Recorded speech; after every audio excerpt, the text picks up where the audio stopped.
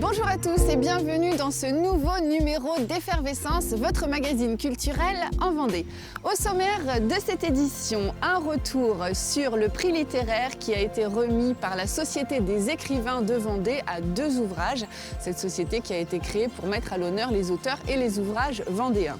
Ensuite, un zoom sur une comédie musicale qui a été donnée par des résidents d'un EHPAD sur Bretignolles. Ils ont été menés par une animatrice qui les a entraînés à faire ce beau spectacle. Vous découvrirez ça tout à l'heure. Et puis ensuite, ma rencontre avec 2 personnes, 2 bénévoles, Mathilde Martineau et Mathias Pichot. Ils travaillent tous les deux ils œuvrent en tout cas pour le festival Les Îles Errantes, ce festival d'humour qui a lieu bientôt le 27-28 février et le 6-7 mars sur la commune de Saint-Hilaire-de-Loulay. Et en fin d'émission, bien sûr, votre agenda pour ne rien rater de belles sorties culturelles en Vendée. Effervescence, c'est parti!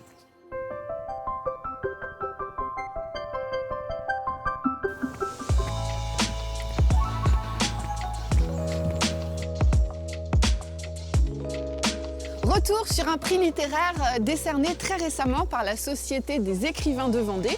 Cette société a été créée en 1977, elle compte 125 membres et elle a pour but de faire connaître les auteurs vendéens, mais aussi tous les ouvrages qui parlent de la Vendée. Cette année, 2 ouvrages ont été récompensés, la BD Les Sables d'Olonne du néolithique à la grande aventure maritime et également un roman, La femme au pantalon à plomb. Surtout depuis les années 90, avec l'arrivée en Vendée d'un auteur belge qui s'appelle Chris. Enfin, c'est son pseudo, son vrai nom c'est dit Chris Pils, et qui a créé une vraie dynamique vendéenne depuis, on va dire, une trentaine d'années. Et au même moment qu'arrivait ce garçon, cet auteur de best-seller, il y a eu un écosystème vertueux qui s'est mis en place avec des librairies spécialisées bande dessinée, à La Roche, aux Sables d'Olonne, à Montaigu, aux Herbiers, et des festivals dédiés à la bande dessinée. Comme Bulle de Sèvres à Saint-Laurent, comme Abracadabule aux Sables d'Olonne, comme BD Fest à La Roche maintenant. Donc tout cet écosystème vertueux a fait qu'effectivement la BD est vraiment très dynamique. C'était aussi un choix qu'on avait cette année de s'ouvrir à d'autres types de livres. On pensait à la littérature jeunesse, on pensait à des biographies, il y en avait plusieurs dans la sélection. On pensait bien sûr à une BD, en tout cas on a eu l'opportunité d'une publication superbe cette année avec la BD sur l'histoire des sables.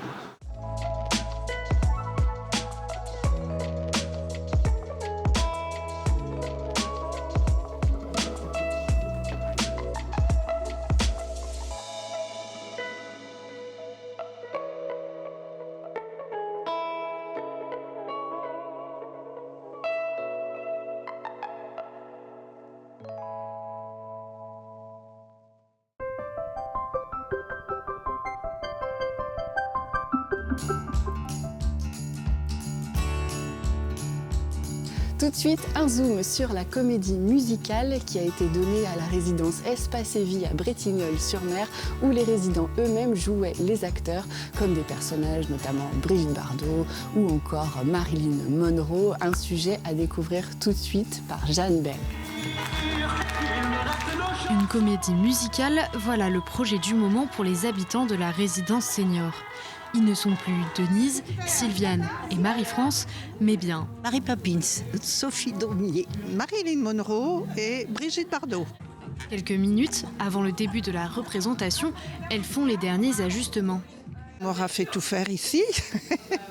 La tension monte de plus en plus. Je suis assez émue parce que je n'ai jamais fait ce rôle de de spectacle, de comédie musicale, mais je suis très contente. Et puis nous sommes tout un groupe faisant différents rôles et en fait ça nous resserre un peu tous et on a une gentille animatrice, Jessica, qui est super pour ça et ça nous donne une petite ambiance sympathique. C'est le moment de se mettre en scène après plusieurs mois de préparation.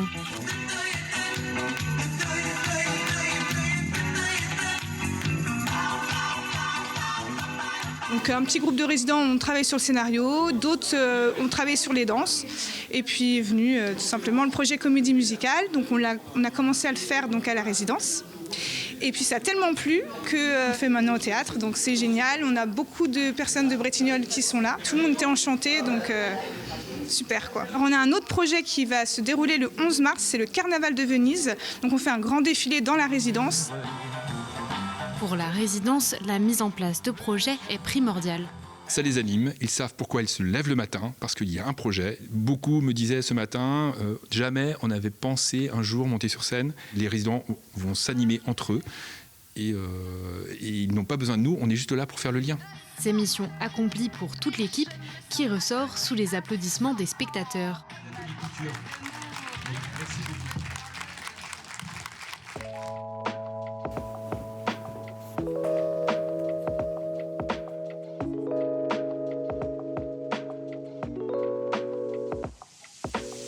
On est ici aujourd'hui à la médiathèque de Montaigu, la médiathèque Calliope, et je vous invite vraiment à découvrir cet espace vinyle qui a été créé récemment. Il y a une platine, vous pouvez vraiment écouter votre morceau très tranquillement. Et avant de venir découvrir cet endroit, je vous propose de retrouver tout de suite nos deux invités du jour, Mathilde Martineau et Mathias Pichot. Ils sont bénévoles pour le festival Les Hilérantes qui a lieu bientôt pas très loin d'ici, Saly-Présis, sur la commune de Saint-Hilaire-de-Loulay. Et tous les ans, depuis plus de 10 ans, ils proposent des spectacles avec des humoristes qui viennent à votre rencontre. Cette année encore, 4 humoristes de renom. Un beau programme avec déjà des dates complètes. Je vous propose tout de suite de retrouver cette interview.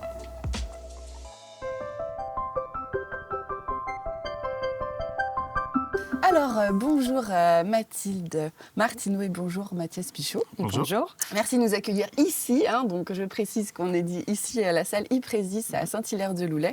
Et on est là pour parler du festival Les Hilérantes, ce festival qui a lieu bientôt, là, en février-mars, le 27-28 février et le 6-7 mars. Un festival d'humour, donc géré par une asso dont vous faites partie tous les deux. Donc Mathilde, toi tu es donc vice-présidente de l'association, tu t'occupes de la communication et j'ai oublié quelque chose. Et de la programmation, poste très important, évidemment. Et Mathias, toi, tu es donc président de l'association et tu t'occupes aussi des partenariats. Exactement. Alors, je vais commencer par toi, Mathias, en tant que président. Raconte-nous un petit peu la genèse de ce festival. Ça a commencé quand et comment ? Alors, ça a commencé il y a 12 ans. Ouais. Enfin, même l'association un peu avant 12 ans. D'accord. En fait, c'est une bande de copains de Saint-Hilaire, de jeunes, qui, à l'origine, voulaient organiser des concerts. Ah, d'accord. On n'était pas parti sur l'humour au départ. On était parti sur des concerts. Et en fait, une année, ils ont fait venir une humoriste qui était Bérangère Krief. Ah. Et ça a tellement pris au niveau du public qu'ils ont décidé de lancer un festival d'humour et de faire venir des humoristes à Saint-Hilaire. C'est vraiment de ramener de la culture sur un milieu rural comme le nôtre à des prix ultra attractifs. Et voilà, et c'est comme ça que c'est né. Alors donc cette association-là qui s'occupe de tout ça, ça regroupe combien de personnes ? Vous êtes combien à gérer tout ça ? On est 25 bénévoles. Ouais, 25 bénévoles. Ouais. On est 5-6 actifs toute l'année. Ouais. Et après, on est 25 en tout parce que pour les spectacles, il y a toujours des choses à faire. Oui, il y a du travail. Bien. Et je crois que ça réserve quand même assez vite, parce que là, on va parler de la programmation du coup plus avec toi Mathilde, mais la billetterie ouvre quand ? La billetterie, normalement, elle ouvre en général début septembre, mi-septembre. D'accord. Et c'est vrai que là, les dernières années, on a de la chance parce que les gens sont assez réactifs, ils nous suivent. Et en général, déjà, dès octobre-novembre, on voit que ça s'emplit déjà pas mal, quoi. Alors justement, raconte-nous, quelle est la programmation de cette année ? Donc cette année, on accueille Julien Santini, le 27 février. Donc lui qui est un artiste décalé, qui est original, qui n'est pas très connu du public d'ici, en tous les cas. Ouais. Ensuite, on a Bérangère Krief qui vient avec son spectacle Sexe. Et ensuite, le 6 mars, on accueille Pierre-Emmanuel Barré qui fait son spectacle Comeback où il revient en fait sur scène en 2031. Et il voit qu'il est has-been et il va voir ce qu'il va faire, etc. Ouais, qu'on connaît, qui est sur Nova. Qui est sur Nova avec Émeric Lompré, Guillaume Meurice. Ok. Et puis, on finit par, du coup, Kevin Robin, qu'on avait donc vu au tremplin au tout début des festivals et qu'on a accueilli l'année dernière en Comedy Club. Et les gens ont carrément adhéré en fait à Kevin Robin et on s'est dit tiens, pourquoi pas le faire revenir avec son spectacle. Donc on lui a demandé si ça l'intéressait. Donc du coup avec davantage de temps, lui là vraiment... Avec vraiment un spectacle complet d'1 heure et puis du coup il nous a dit je vais venir. Donc on est hyper content qu'il ait adhéré et les gens ont bien répondu présent aussi pour venir voir Kevin Robin, donc c'est cool. Donc alors justement sur le remplissage, là vous en êtes où? Parce que là on est encore à quelques jours, mais est-ce qu'il reste des places pour les gens qui nous regardent? Alors pour Bérangère Krief et Pierre-Emmanuel Barré, malheureusement non, c'est complet, c'est complet. Même pas 2 ou 3 qui traînent, non vraiment. Peut-être à la fin, dans les jeux concours aussi. Dans les jeux concours. Ah voilà, tu vois, il faut laisser un espoir.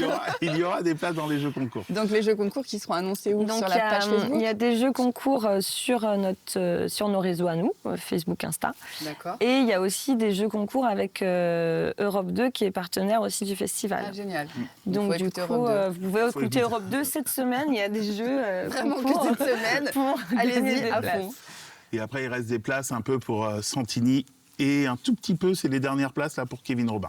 D'accord. Et justement, pourquoi le choix de cette date, la fin février, début mars, ça a toujours été votre créneau? C'est un peu un rendez-vous? Ce créneau-là.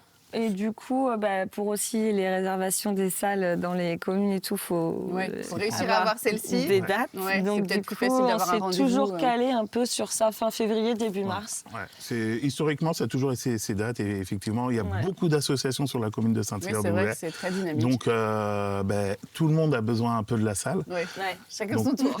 C'est exactement ça. Donc, quand on est fidèle sur des dates, c'est un peu plus facile pour le planning. Et puis, nous, ça nous permet aussi d'anticiper pour les programmations des années après, parce que en fait, il faut que nous on cale des dates avec les artistes 1 an et demi à l'avance, sauf que les dates qu'on cale avec les assos, c'est pas 1 an et demi à l'avance. Donc si on garde le même créneau, au moins c'est plus facile pour la même. On risque pas trop d'avoir de soucis au niveau des dispos.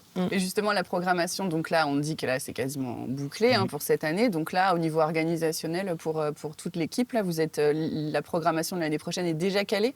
Ouais.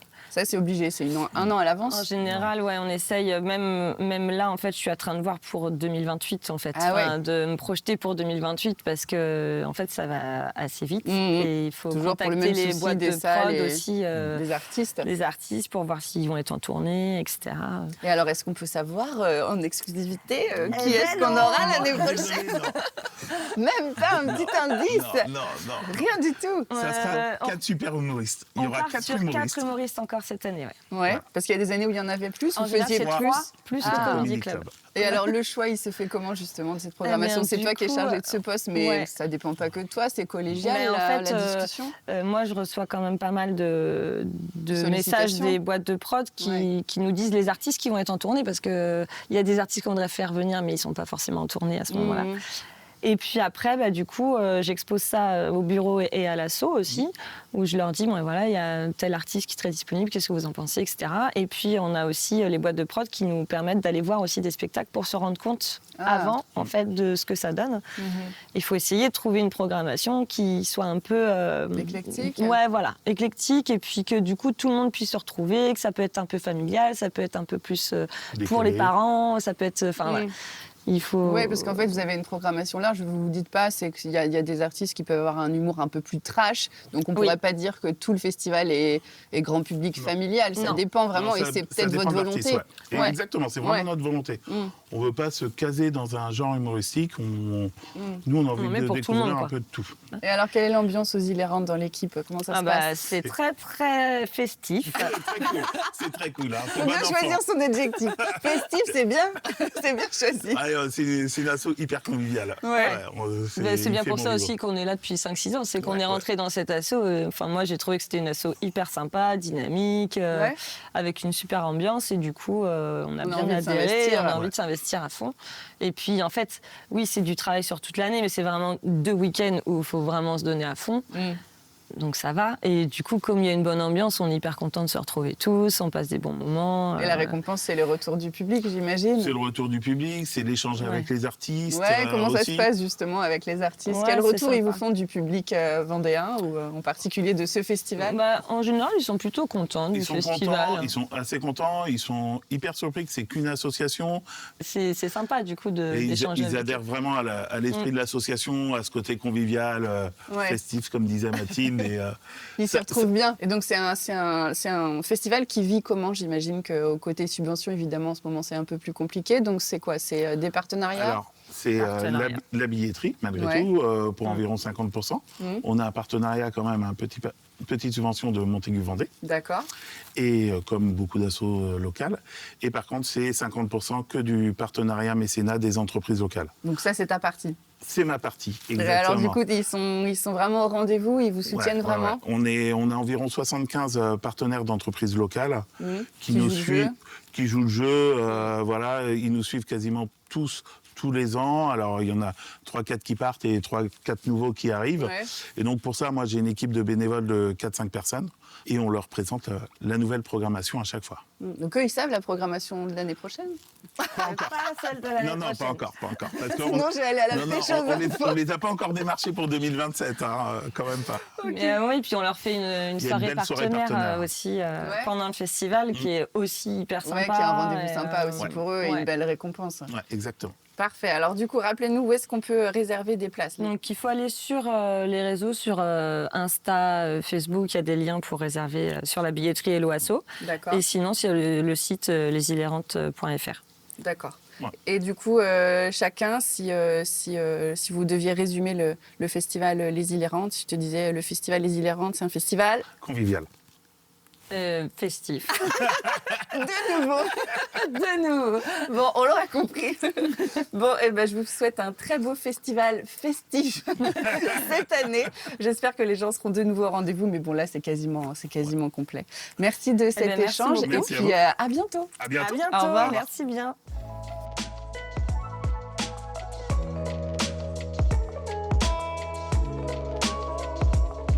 Au programme de votre agenda cette semaine, une sortie de résidence pour la compagnie Quand les moules auront des dents et pas mal de musique avec notamment le concert de Pierre Lelièvre, guitariste soliste classique, le concert également de Thomas Dutronc. C'est tout de suite dans votre agenda.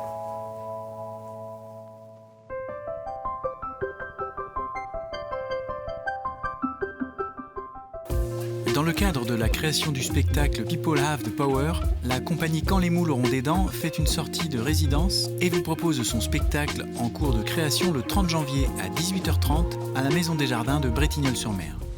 Araël en concert le 31 janvier à 15h. Des titres traditionnels celtiques aux compositions originales, en passant par des chants médiévaux et des musiques de films, Araël vous transporte hors du temps grâce à l'alliance de leurs voix et instruments. Rendez-vous à la médiathèque de la Jarry, aux Sables d'Olonne.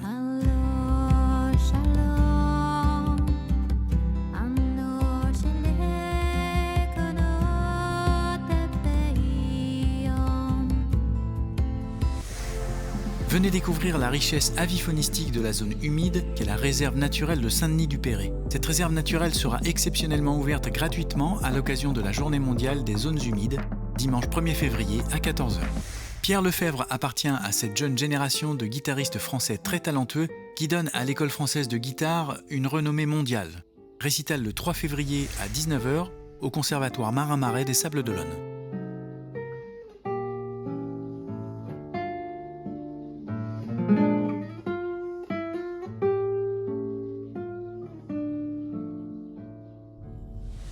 Dans le Nid des Géants, conte de et avec Édouard Manceau. Dans le Nid des Géants est avant tout une initiation à l'imaginaire où l'on suit trait après trait la naissance d'une histoire. Rendez-vous à la médiathèque de Chaland le 4 février.